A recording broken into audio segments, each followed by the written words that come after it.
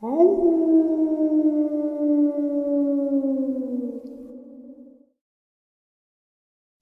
and salutations, folks. I hope everyone is doing well today, and welcome to this upload. Wow, did we ever get hit with a snowstorm yesterday? My goodness, a good 8 inches, maybe a little more. And it was coming down all day long. I really don't mind it when it snows. It's just a cleanup that stinks, you know? Um, but it does make the Adirondacks look really beautiful this time of year. Anyway, before we jump into this upload, a couple quick links. As many of you may know, I rely on Patreon, PayPal, channel membership, and the merch to help the channel to continue to grow and go. Links to Patreon, PayPal, and channel membership is in the description below. Merch displayed directly under the video. Also, Dogman Frightening Encounters, Volume 1 through 3, the audiobook versions. They were written and researched by Tom Lyons, narrated and produced by me, Jeff Nadolny. These audiobooks are available on Audible, Amazon, and iTunes, links to which are also in the description as well. And finally, last but definitely not least, if you'd really like to help support the channel to continue to grow and go, simply subscribe. It does not cost a cent. Click the like button. It takes half a second.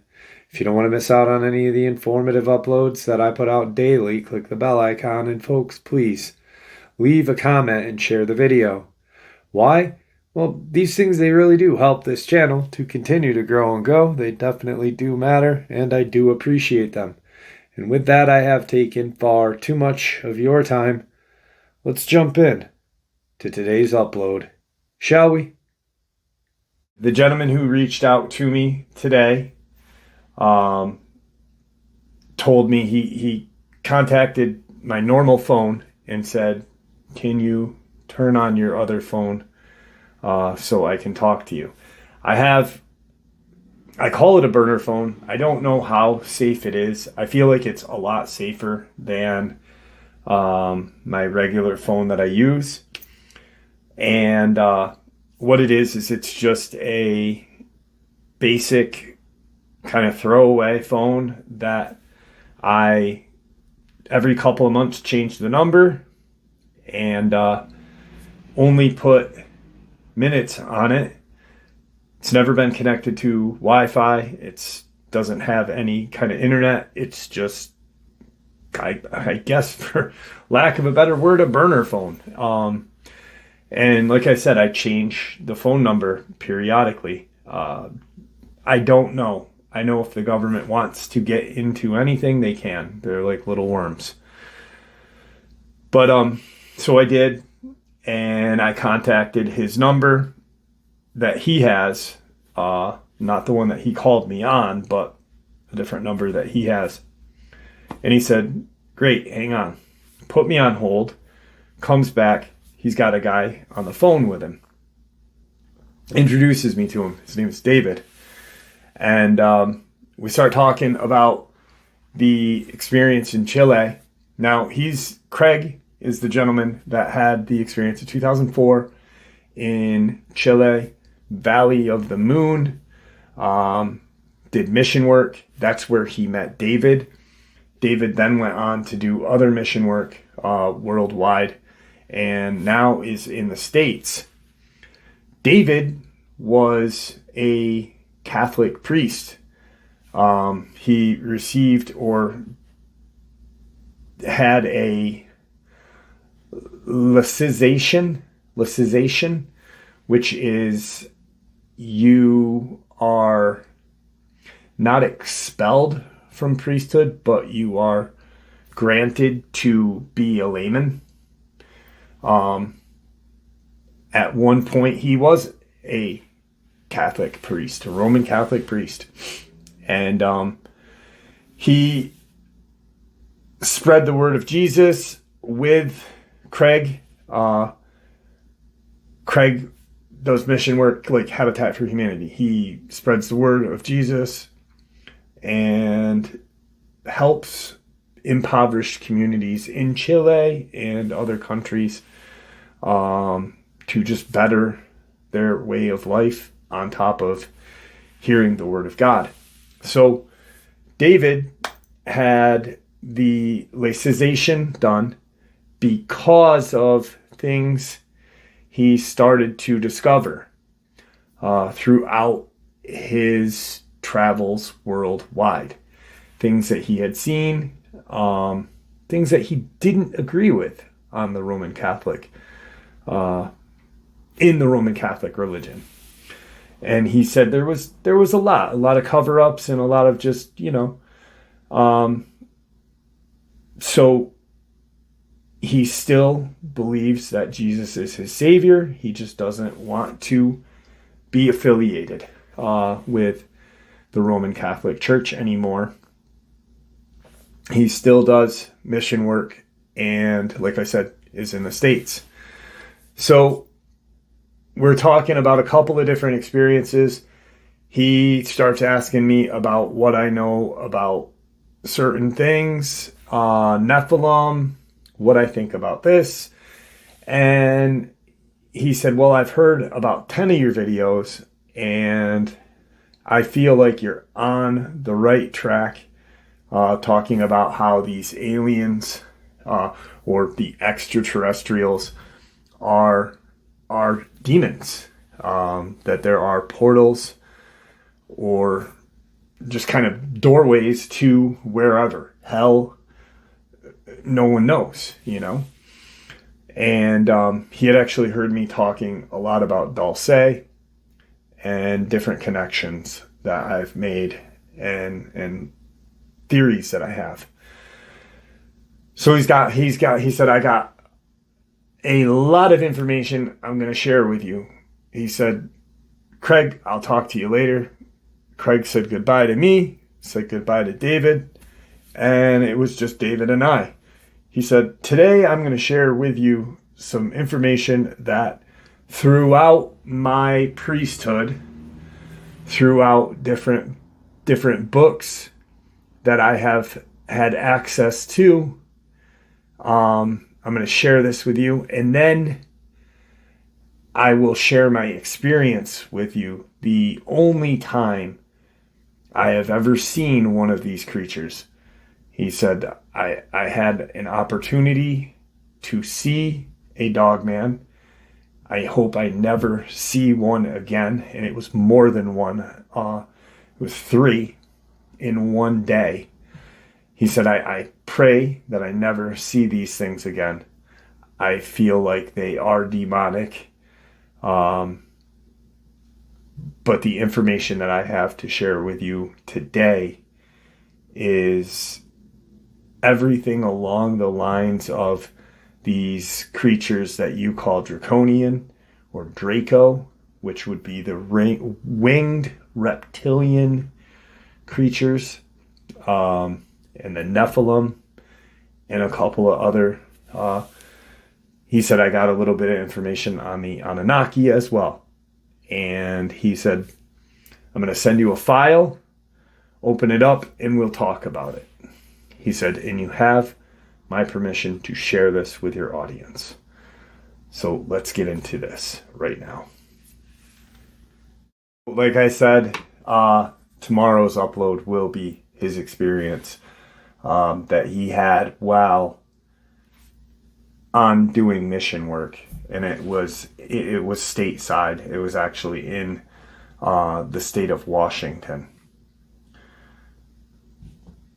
The draconian threat.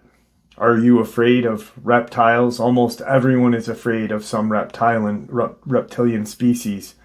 One may wonder why this is. Some people agree with this comment that, naturally, one doesn't feel comfortable based on their appearance. But is this really a justifiable reason? We tend to shrink from spiders, but not from flies. Spiders basically are no more frightening or uglier in appearance than a fly, or many other acceptable insects. Perhaps our fear of the reptile is connected to our past and to the alien entities that have controlled us for so long. Note the extent of which we use snakes as symbols. For example, the Medical Association logo consists of 2 coiled serpents, which we refer to as Catasus, and the dragon of the royal emblem, namely the imperial court and the royal court of the dragon sovereignty. Not to mention the alignment of many ancient monuments with the constellation Draco dragon. Some additional positive examples of reptilian associations are that the Syrians used symbols to represent themselves, and that is why Noah received the information about the ark from a serpent. Kundalini energy at the base of the spine, described as coiled serpent ready to strike, and the spine rises into a serpent shape. Chakra alignment for enlightenment and activation of the 12-strand DNA. The Great Mayan calendar, based on a 13:20 ratio, snake fangs grow back every 20 days, and there are 13 scales on one side in a diamond pattern of interlocking squares of the snake skin. Ahul Ken. Calendar helps awaken the serpent and is an archetypal guide to transmutation, demonstrating that the future creates the present. As an additional point, the channeling has indicated that our blood would be green if we didn't use oxygen, but instead used nitrogen, as some extraterrestrials or demons do. Therefore, our skin would be greenish, similar to the color of reptilians. Once upon a time, about 1 million years ago, planet Earth was invaded by the Draconian. Yes, this is true, you are right that they are related to dragons, and presumably that is the origin of the term dragon. More specifically, Atlantis was threatened by the Draconian, and yes, there is no doubt that Atlantis was real, a large continent in the Atlantic Ocean. The Draconian came from reptilian aliens from far away within a galaxy, and are now from higher dimensions, not within our frequency spectrum. The ancient original race consists of highly intelligent, benevolent beings who are now said to be in harmonic universe number 3. We are in the universe number 1. We can think of these universes as layers, that is, steps, but connected by portals, like black holes or wormholes. Now, as seems to be quite common among many races, a regressive strain developed within this civilization. Draconian is the name given to this deviant strain, which broke away from the dominant race of benevolent beings. Presumably the Draconian were banished or simply left behind when the parent race ascended. This is not unusual. This group has caused the most damaging contamination of human DNA, surprisingly. Even Darwinism agrees with the reptilian origin theory, and scholars have recognized the similarities between the reptilian brain and the human brain. The R component reptilian complex in brain functions gives them dinosaur-like traits. The Draconian, aggressive behavior, territorial-oriented, a need for social hierarchies. Kind of sounds like humans as well. Thus, the Draconian are a reptilian race fragmented from the original civilization, endowed with negative character and evil purposes due to a blocked heart center and the inability to feel compassion for others. They are highly intelligent, with the upright physical appearance, a warlike and aggressive nature, and they came to inhabit the star system in the constellation of Orion. The ancient reptilians, in an attempt to bring some organization to this area of the galaxy, have dispersed across many systems and originally arrived on Earth 225 million years ago. We are approaching a complete life cycle of this period in which Earth's position is now in the same position in space it was in the galaxy of 225 million years ago. Therefore, this is beginning of a new stage in biological evolution. The name Draco has been used in literature for a planet in this Orion system, in addition to reference to the Draconian Alliance, and that these particular Orions wish to subject Earth under Draconian rule. To continue, approximately 1 million years ago, the Draconian arrived on Earth from Orion. They were expert geneticists. Okay, so here we go. Now, this does not tell us anything. And David said, please listen to this and listen to me. This does not necessarily state that God did not create us. God created us. God created us in his likeness. Jesus is our Savior. Jesus will save us from our sins. Okay? What this pretty much, he said, timelines may be different. He said, but when books are written by humans, timelines get different. The information stays the same, just like what I said.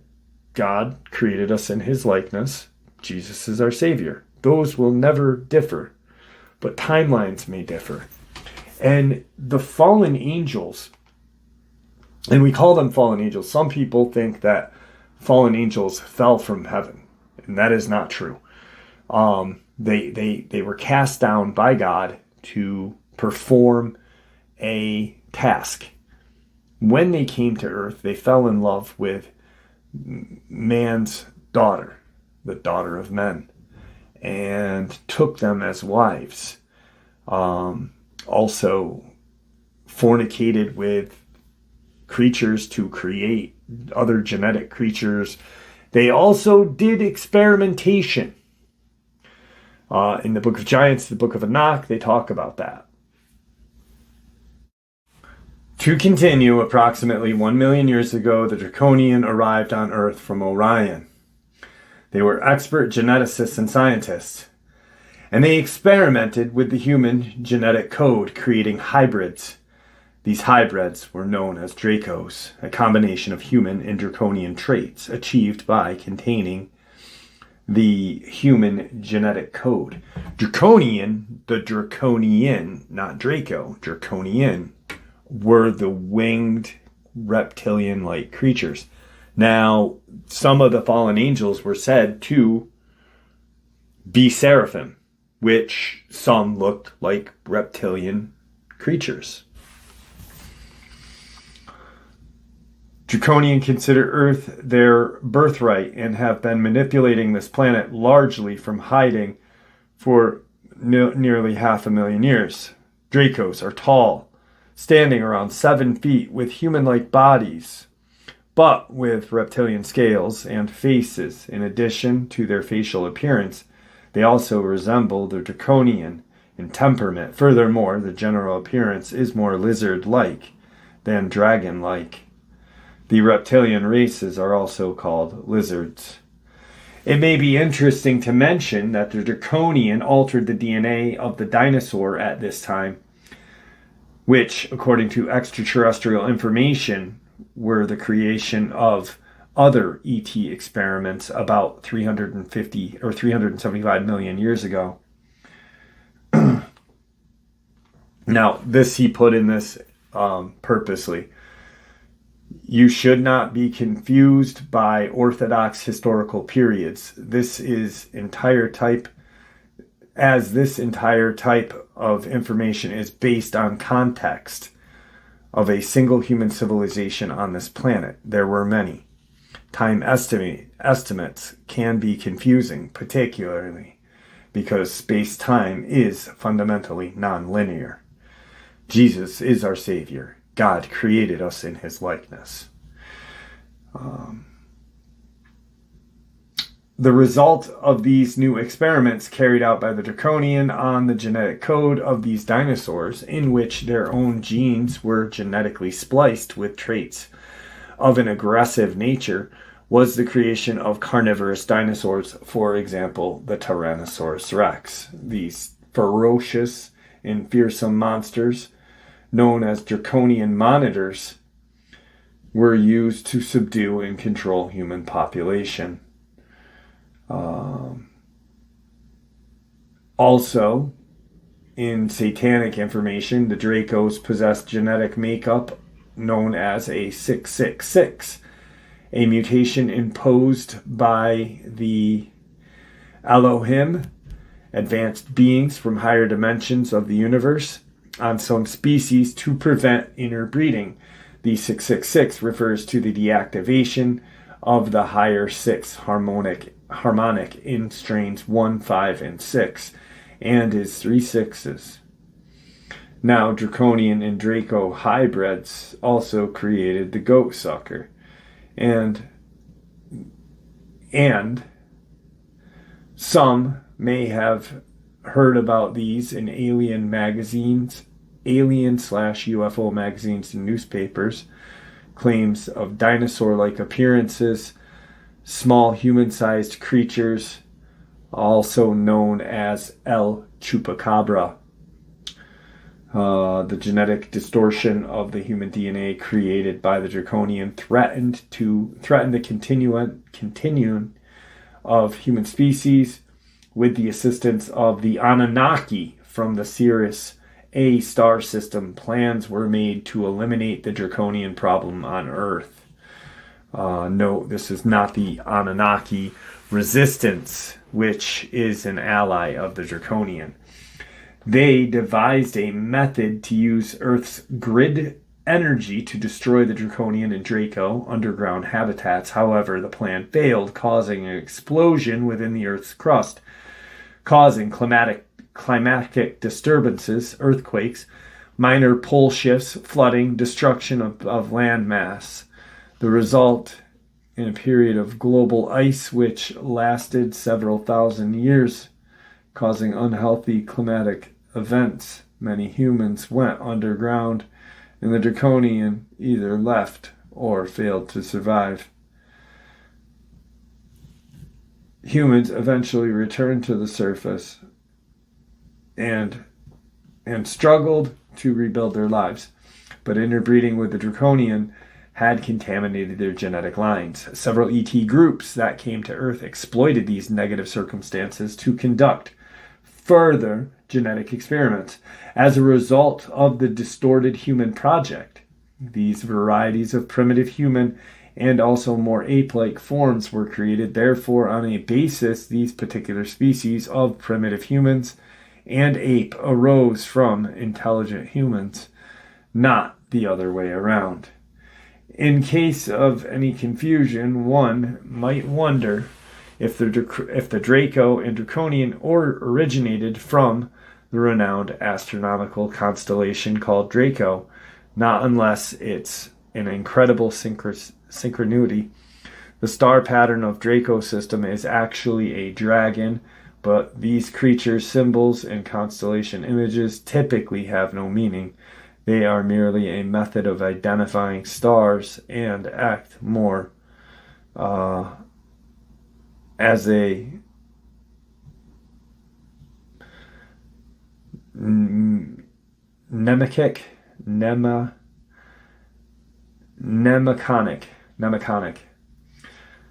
It's spelled Mnemonic.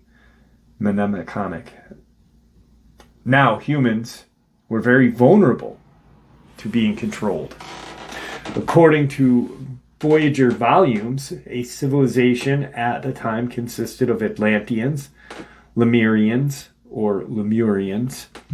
who, due to the initial contamination of the Draco-Draconian DNA, from which additional mutations were created, the races fragmented and began to war. Atlanteans began to ignore the law of one. At this point, meaning one God, they ignored the law of one God. Just like Romans, Greeks, and what happened to those civilizations.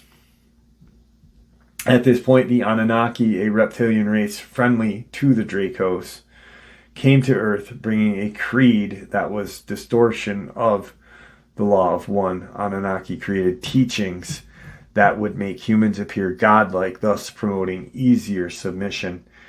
Teachings were also designed to disempower women and inhibit their resistance to Anunnaki advances. So the Anunnaki created a human Anunnaki hybrid, whom they referred to as the Nephilim. So, Anunnaki, we've talked about this, other people have talked about this. Some say the Draco or Draconian, Draconian were these fallen angels. Some say the Anunnaki were. This text says the Anunnaki. Not the ones that helped human, but the Anunnaki, which was stated earlier, that were on the side of the Draco and Draconian.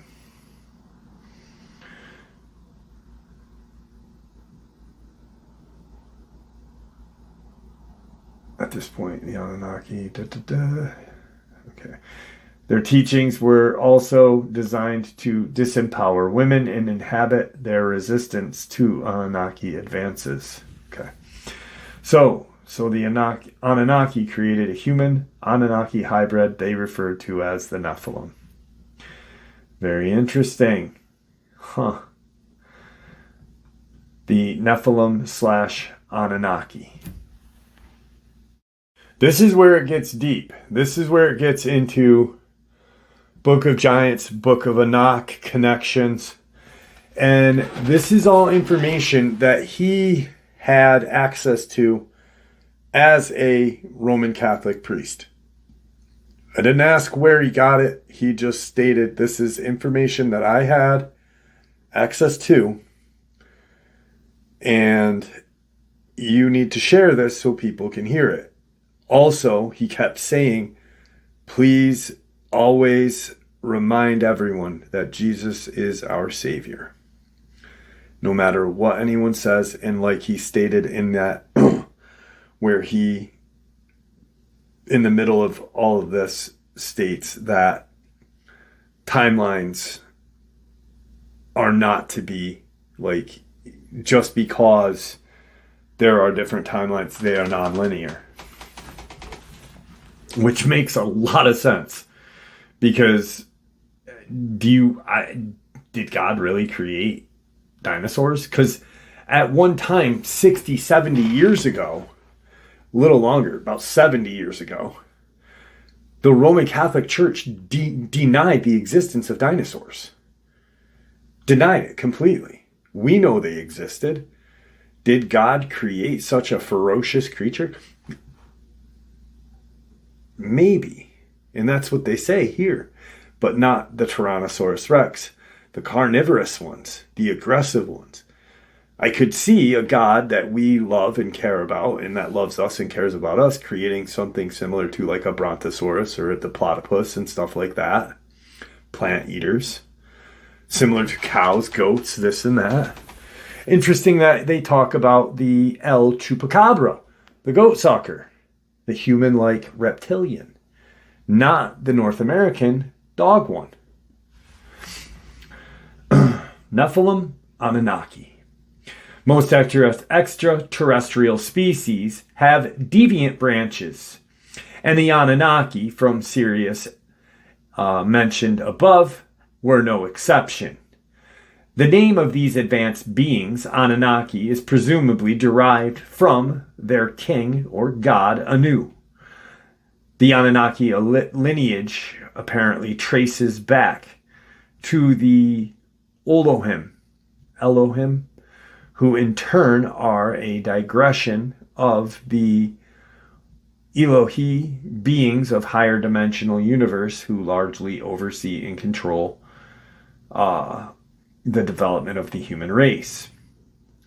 Now, this strain of spirituality deficient beings eventually inhabited the planet Nibiru. Zechariah Sitchin wrote about this planet in his books, as did other channeled sources.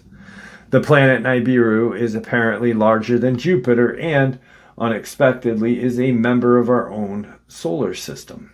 It could be said to be the 12th planet if we accept that the planetoid Chinran has included in total, and also the asteroids between Mars and Jupiter, which are fragments left after a breakup of a planet Maldek, an early planet in our solar system. Astronomers have already confirmed the existence of a body called Nibiru, although there is still speculation as to whether it is a planet. However, there appears to be an agreement on its wide orbit, taking it towards the Pleiades system, about 400 light years away, in a period of 3,600 years to orbit the sun once. There is conflicting information regarding the orbital position of this planet at this time. It is likely 1,000 years distance from our sun. Other information indicates that it is close to entering the known outer orbit of our solar system, although other reports indicate that it is just some other body, a comet, etc. This planet links the sun to the Sirius system. Nibiru is the outermost planet of the Sirius A, but is now the outermost planet of our solar system. It was captured approximately 500,000 years ago, and now Nibiru connects the sun to the Sirius system. The planet is inhabited by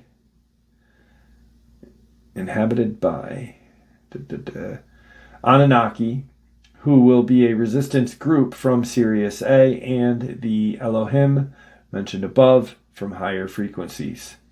In addition to the name Anunnaki, the designation Nibirians is also used, and occasionally the name Nephilim. We will see a little bit later, Jeff, how Nephilim is the name given to human Anunnaki hybrid.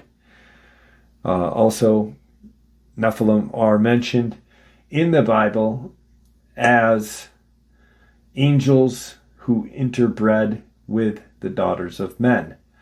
Let's stick to the most commonly used term, though, the Anunnaki. These resistant Anunnaki are on favorable terms with the draconian reptilians and share some common genetics. Thus, the Anunnaki are also of reptilian strain, but in addition, they are said to have a metallic biology. They apparently thrive on nuclear radiation and did introduce uranium to the planet Earth thousands of years ago. They think rather than feel, much as many humans do today. Thinking is a linear process, and combined with the lack of feeling will breed a race of predators. A race of predators, okay? So what are dogmen? What are crawlers? What are all these other creatures? The people on Earth have served them. They learned the science of alchemy on Sirius A from the Pleiadians, allowing them to manipulate base metals into precious metals. With this alchemy and their knowledge of subtle vibrations, they believe they could convert their metallic biology and become more flesh and blood while on Earth. The alchemy thing, Just a connection to alchemy and the reptilians, which we talk about Draco, Draconian, and the Greys, both spotted in Dulce and other deep underground bases. And I hate using military bases. I hate saying deep underground military bases because these things were not in our military. These bases or these facilities were created long before humans. But back to alchemy. One of the most famous practitioners of alchemy, Aleister Crowley, had summoned a demon named Lem. And Lem looks very similar to a Grey, would you say? Coincidence? I really don't think so. Notice the energetic relationship of Nibiru, which is a masculine, and Earth, which is feminine, and the not so surprising abuse of the Earth, the typical theme of masculine energy dominating over feminine energy. Due to the vast length of their orbit and the resulting variations in energy and climate, the Nibirians and Anunnaki also varied somewhat in their mental and physical outlook. Their orbit was made transversal.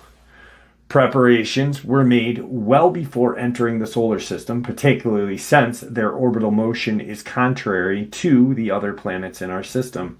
Thus, every 3,600 years, there is a potential for disruption of one kind or another as it enters the sun's proximity. The following disasters have been attributed to the effects of Nibiru entering our solar system. The disintegration of Maldek, now evident as an asteroid belt between Jupiter and Mars. So there was a planet at one point, and you can Google it and look it up. It is theory, but that asteroid belt, like they said, is between Jupiter and Mars. This relates to the realization that the fallen angels of Maldek failed to rehabilitate their spirituality, resuming in karmic destruction of the planet.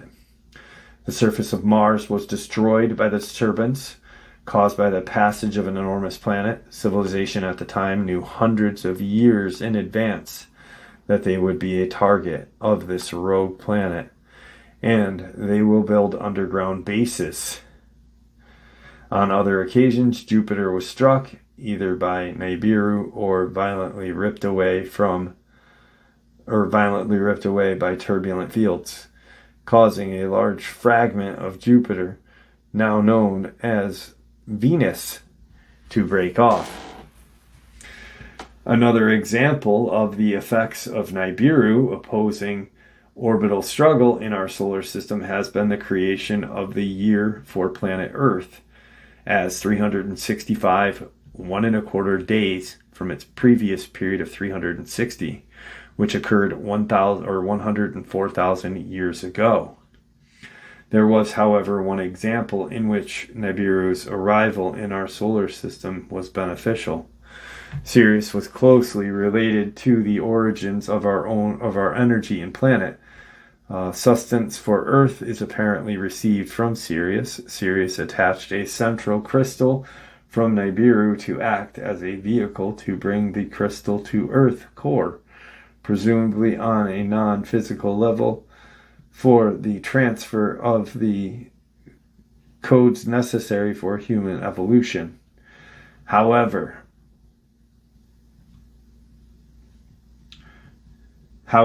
this may have been from negative Sirian Anunnaki, and that this is a diode crystal placed at Stonehenge to block a main grid line and consequently prevent our DNA development. Anna Hayes talks about that in a few of her information. Let us return back to the habitation of Nibiru and Anunnaki, Jeff. A group of Anunnaki visited Earth from Sirius A. Interbreeding took place between Anunnaki males and human females. Their electromagnetic energies, however, were incompliable, resulting in mutilations, deformations. To digress for a moment here, we may mention that eventually these malformation entities were destroyed in the Great Flood, or the Great Flood there was more than one, except for one physical type, what we have discovered and named Neanderthal. Okay, so to digress for a moment here, we may mention that eventually these malformed entities were destroyed by the Great Flood, except for one physical type, what we have discovered and named Neanderthal man. Now, in Danny Van Germeny's book, Them and Us, How Neanderthal Predation Created Modern Humans, and that's that part of the title. I've said this title before, and people were like, Neanderthals didn't create humans, Jesus did. Yes, or not Jesus, God did. Yes, that's not what that sentence means. But in this book, scientific book, amazing book, if you haven't read it, I honestly suggest getting it. You can get the physical cover, or you can get it on Kindle for like $3.99. It is so beneficial. It has got so much information, so many connections. But how he describes Neanderthal is a hunched back, much, much stronger than a human, a animalistic snout, a dog-like animalistic snout, sharp teeth, huge bite force, huge strength, clawed hands, furry, able to see at night, hunters. To me, that sounds like what we know on this channel, what Victor called werewolf. That term werewolf, I think there should be a different terminology for them. I like the Neanderthal concept, but too many people, because of Hollywood, think werewolf is transformation. No. So I kind of don't like that whole name werewolf. Just like I don't like the name Dogman, like how many different types of dogs are there? Do you see a poodle like Dogman running through the woods?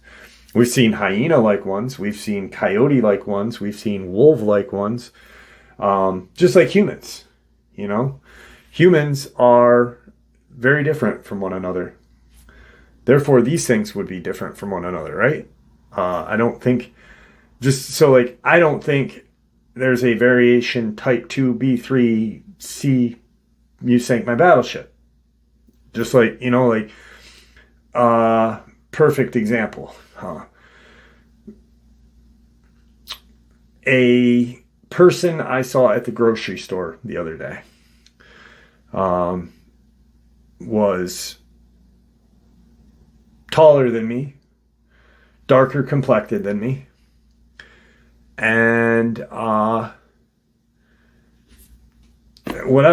had different hair than I did. Would that make me a variant of that, or make them a variant of me? No. So why does, you know what I'm saying? Anyway, I digress. Anna Hayes' Guardian material suggests Neanderthals were a genetic combination of ape, human, and Anunnaki. They were a slave race created to mine gold for the Anunnaki. We've heard this. We've talked about this on this channel. I believe that the Bigfoot species was created by these creatures too, but I don't think the Bigfoot would be Neanderthal. Returning to the breeding program and formation of Anunnaki human hybrids some 900,000 years ago, they were successful and possessed greater intelligence than humans, but they lacked spirituality, giving rise to a strongly and exclusively materialistic society. These hybrids are the Nephilim. As noted above, Jeff, the pure Anunnaki, have also been called the Nephilim. So the fallen angels that bred with human women As a result of this unwanted genetic contamination, the Elohim, more spiritually involved beings, created gaps in their DNA to facilitate transplants to erase the destructive Anunnaki strain.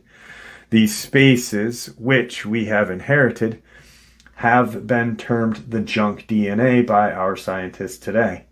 The gaps still contain all of the information, the cellular memories, and silicon matrix, but the units were disconnected. As important to understand that altering the genetic code doesn't require addressing each person individually. A daunting task. DNA codes are also formatted in the Earth's grid system and can therefore be reconfigured holistically and collectively at this level. The grid system is a form-retaining energy field. This interference by the Elohim greatly upset the Anunnaki on Sirius A, resulting in a 1,200-year war, during which most of the Anunnaki were relocated to Nibiru. From Nibiru, they visited Earth every 3,600 years, the period of their orbit around Sun. The planet was within our solar system.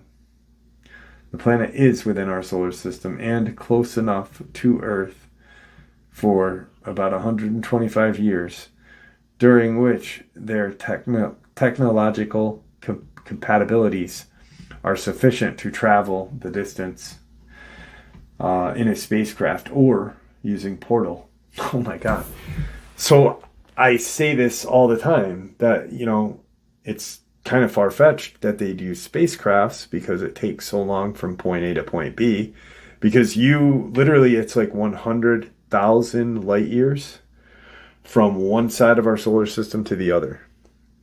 So how the hell would a alien-like creature in a UFO fly that quick? It's just, they'd be jelly. But with the help of wormholes and portals, not just on Earth, but in space, and there's a reason why the Van Allen radiation belt is out there. There's a friggin' reason. Nobody talks about that. It's just all contained here. All the information is contained here. Nobody thinks about out there.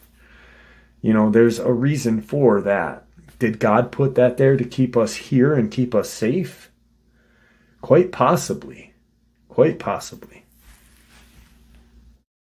They apparently visit Earth as if it were a grand hotel.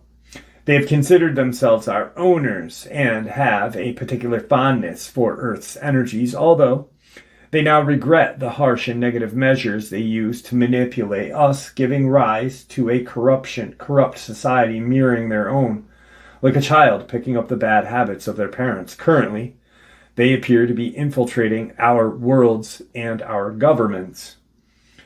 This can be handled astrally, but they have the ability to mask their reptilian appearances. The Anunnaki were clearly one of the types of gods in our mythology. Not God, no, going back to Greek and Roman gods, demons. They desired a harmonious relationship with human beings, but at the same time exercised negative control. Their rule over humankind was one that granted limited freedom, even going as far as to satanic suppression when necessary to keep humans in a subordinate role. According to the book, The Pleiadian Agenda, silica-based elements were used by the Anunnaki in their genetic experiments on humans, giving greater potential for mind control. As a side note, our silica-based technologies, for example, computers, will assist our 4D evolution. The Bible statement that we were made in the image of God does not refer to the image of the Anunnaki. The silica-based experiment apparently failed, since we were designed for carbon base. A current attitude of the Anunnaki toward human, however, is much better, as with other negative inclined entities such as the Zetas, who are realizing the full role each is playing in infinitely. Humans of that time lacked a high level of mental development, but they were apparently much more in tune with their right brain hemisphere than they are today. That is, they were largely in harmony with nature, and their perceptions were more 4D, and heart chakra was more open. The interbreeding of these Nibiru, or the fallen angels, with human females, and resulting disharmony of the energies knocked the women into 3D. And the resonant aspect of language, sounds, and communication degraded into pure identification. Simple words merely representing objects individually, as in case today. So these creatures just looked at women as in objects, which is, disgusting. This led to a division of many languages, also a division among us. Thus, the incompatibility of electromagnetic energies in reproductive experiments caused a deterioration of the human race. The Anunnaki discovered uranium. Nuclear radiation infiltrated the emotional body of humans, causing the implantation of belief systems, a powerful tool for programming. So that's an interesting thing because, all right, I've talked about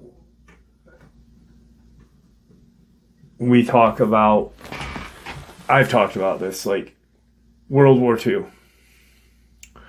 Prior to World War II, World War I, we were like, yeah, we had guns. We had,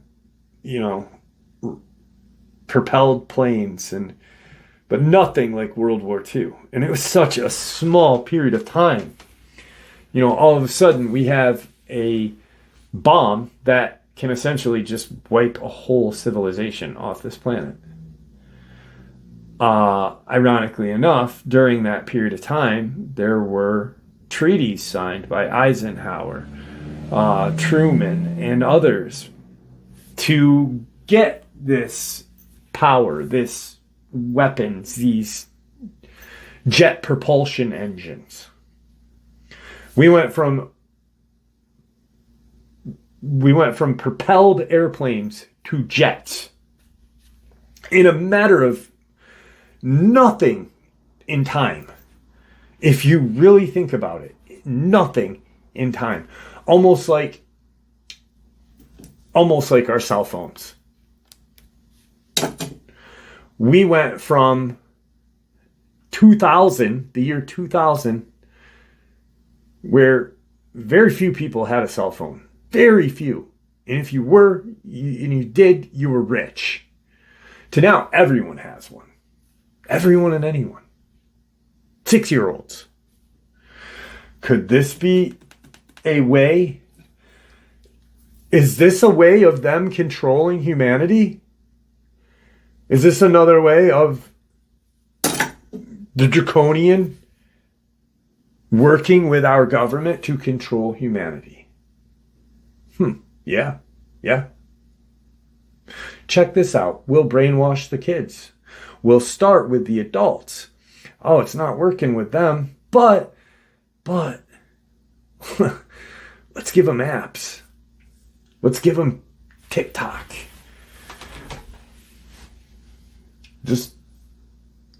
It's pretty evident.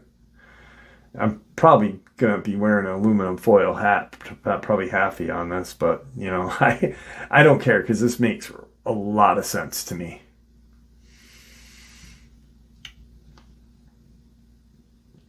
All right.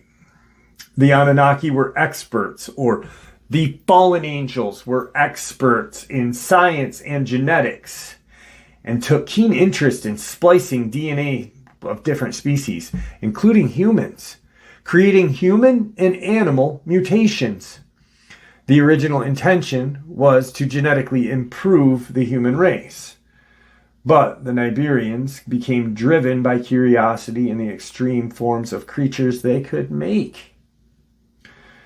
According to Hilarian's material, they soon lost sight of their own positive purpose of advancing the genetic stream of the human group and created human animal varieties of massive distortion of the human genetic map. Among the most notable and successful mutants or monsters they created were half animal, half humans, half horse, half human, known as centaur, half dog, half human, known as Dogman, or biblical chimera. Their experiments succeeded in altering the genetic codes of humans and animals, mixing them to produce a viable creature capable of reproduction. This is one that could not only survive but procreate of its kind. Now these creatures' forms were strong, swift, and they were spiritually chosen by a race of beings from another star system for incarnation purposes.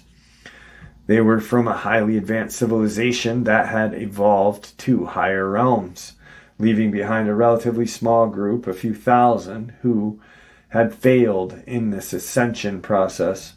Their numbers were too small to handle their complex civilization, and they volunteered for what is referred to as the Centaur experiment. Therefore, although they were stragglers from their advanced party, they were quite advanced in respect to humans and volunteered to incarnate this human animal form, particularly because chromatically they lacked a proper appreciation for their previous physical form and had neglected the body. Thus, the pan-kingdom of fauns evolved, existing in harmony and cooperation with the human race. Since then, however, man has fallen to the lower level through greed, selfishness, and ego development, resulting in a man's blindness to the pan-kingdom or any of the many other kingdoms on planet Earth. These beings can see us interpenetrate our worlds, but the increasing myopia of men prevents the recognition of presence of these life forms. In fact, we have degraded to a lower frequency band. The original reason for these creatures visiting Earth and their considerable interest was their need for a new genetic matrix, since Earth was a product approximately 500,000 years ago. The fallen angels began landing on Earth with repeated visits through 3,600 years. Around 3,500 years BC, they apparently founded the Sumerian civilization. Today, the Anunnaki are the main threat to humanity on this planet. Its goal is to receive the DNA code sequenced by blocking the temporal Earth gold matrix and hold 12-dimensional spectrum shape that corresponds with the 12th strand of DNA. Now, this is the hybrid of the draconian human hybrid, Draco, which in this information shared to us by David, they have infiltrated our government. They can cover up their reptilian form. We already know that. We see videos on it. People say that's AI. There were videos of these things, these sinister creatures changing form well before AI, well before CGI. You know, the royal family. You can't tell me though that they ain't lizards, man.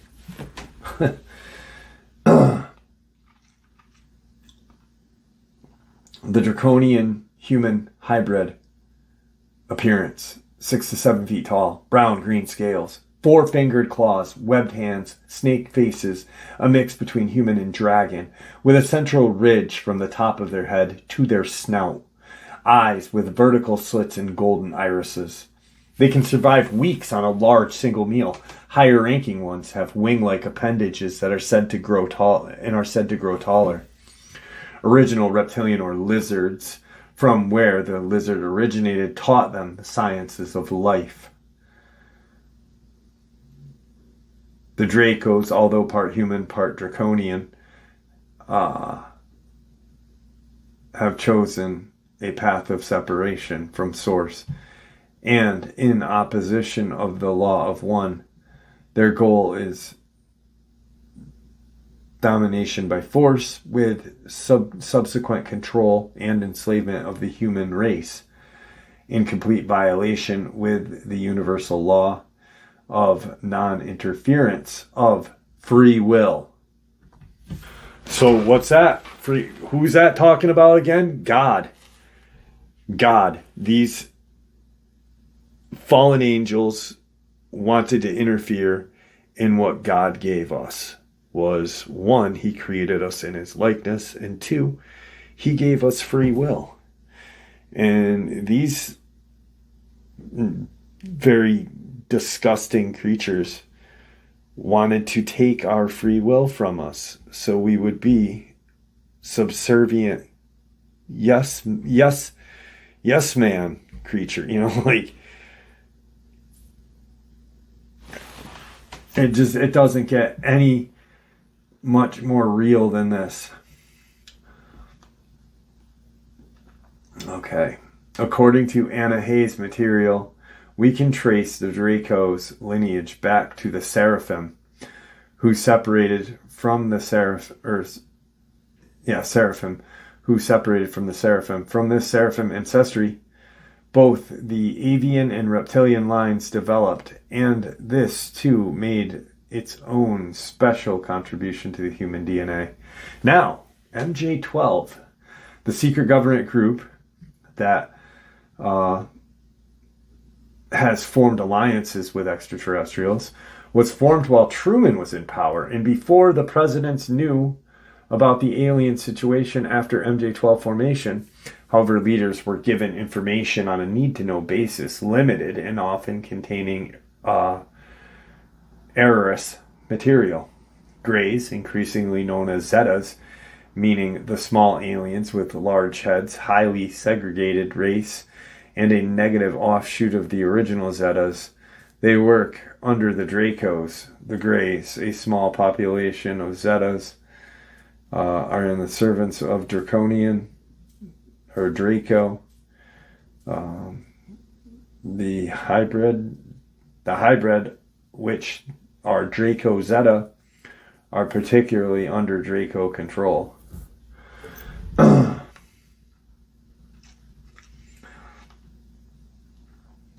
As mentioned above, snake symbolism and its connection to ancient gods, not real gods, and reptilian imagery of ancient cultures are present throughout the world.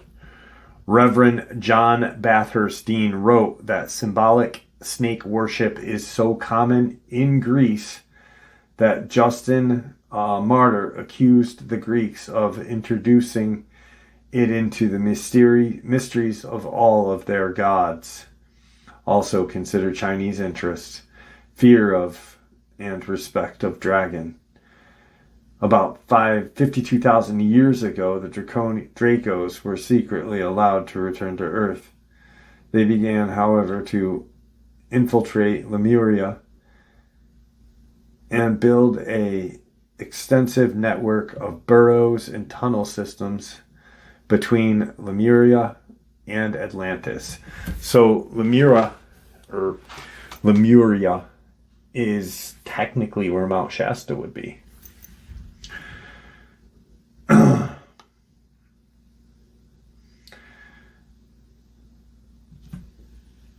So after going through that email with him, so when he and I talked, he said, check your email. Boom. There was the information that I just shared with you.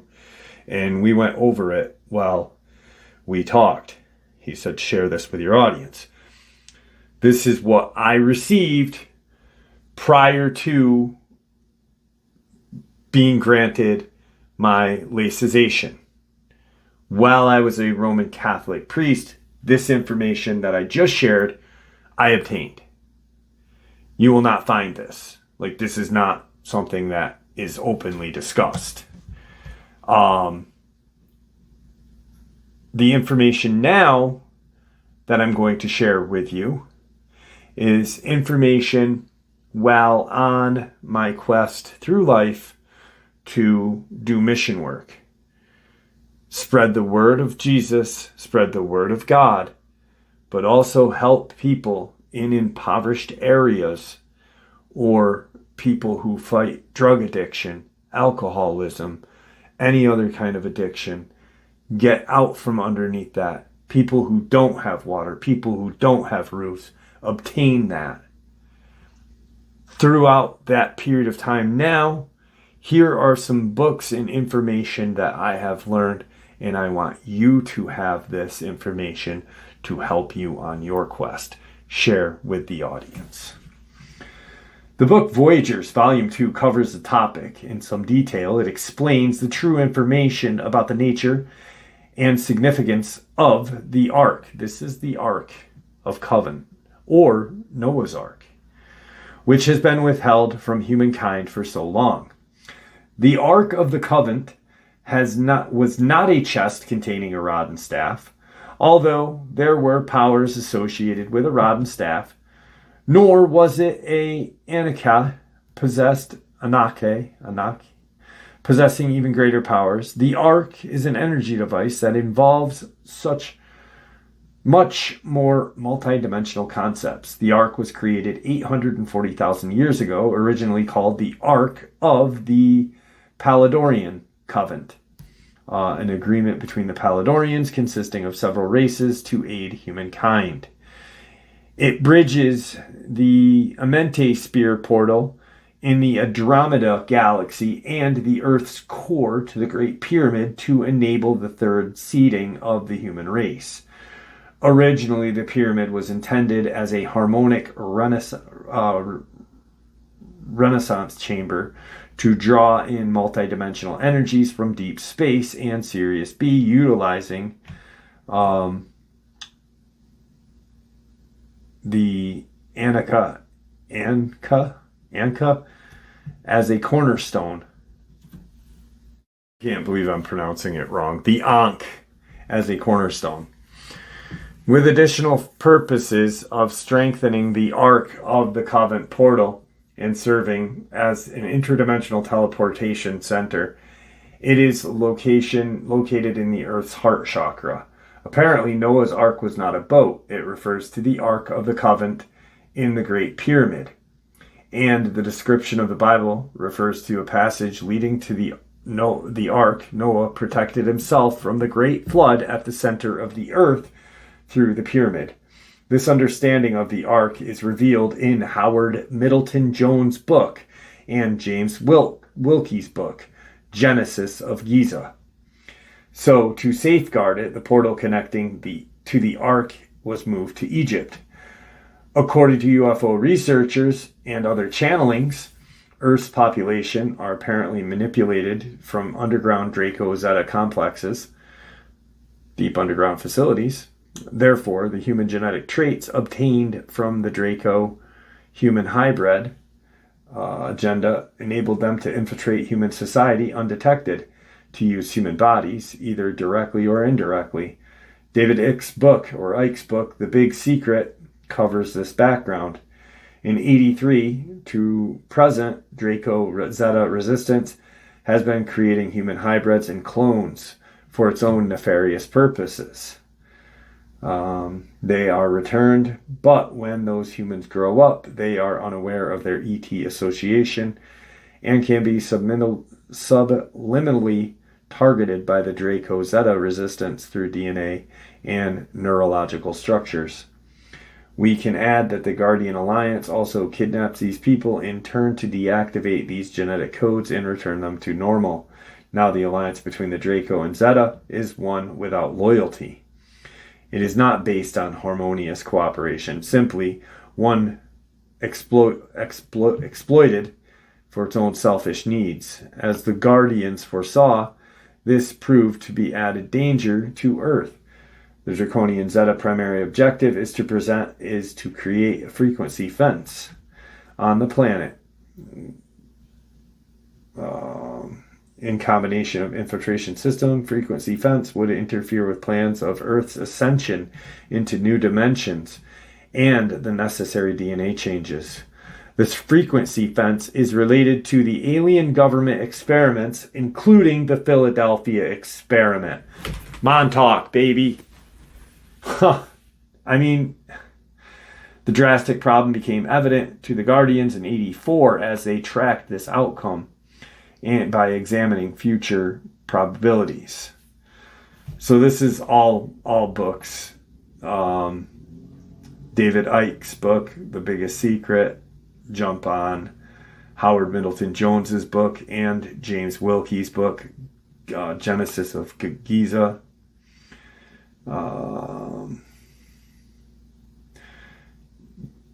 B. Mark Sinelik channeled book tells us of the 10 of DNA strains. Alex Collier's material on Andromedas, and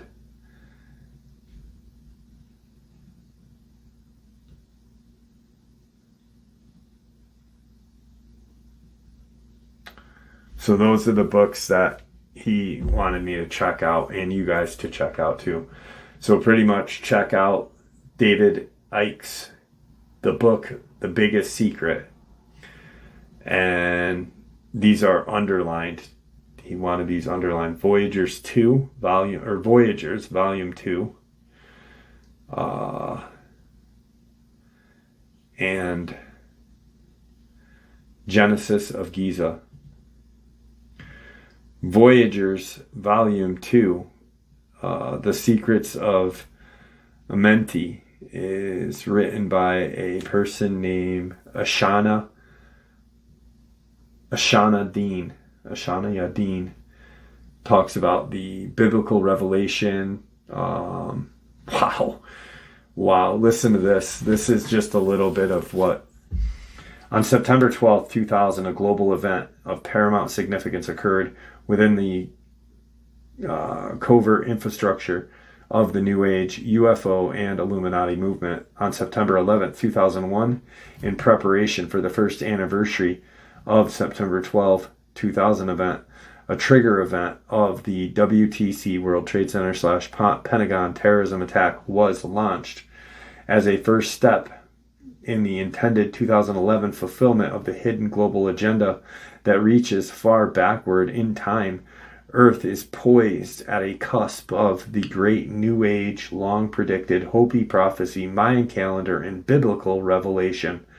Humanity will now determine whether the New Age is destined to become a free age of genuine enlightenment or now a dark age of one world order domination.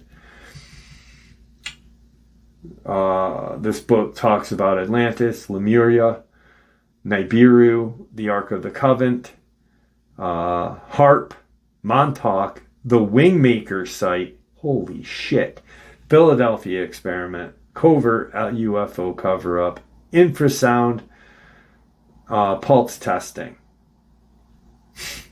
Yeah, I'll be getting this book. And there you have it, folks. I hope you all enjoyed today's upload as much as I enjoyed sharing it with you. I'd really like to thank you all for supporting the channel. After all, it is your support that helps this channel to continue to grow and go, and what gives us all a place and a chance to share our experiences and theories judgment-free.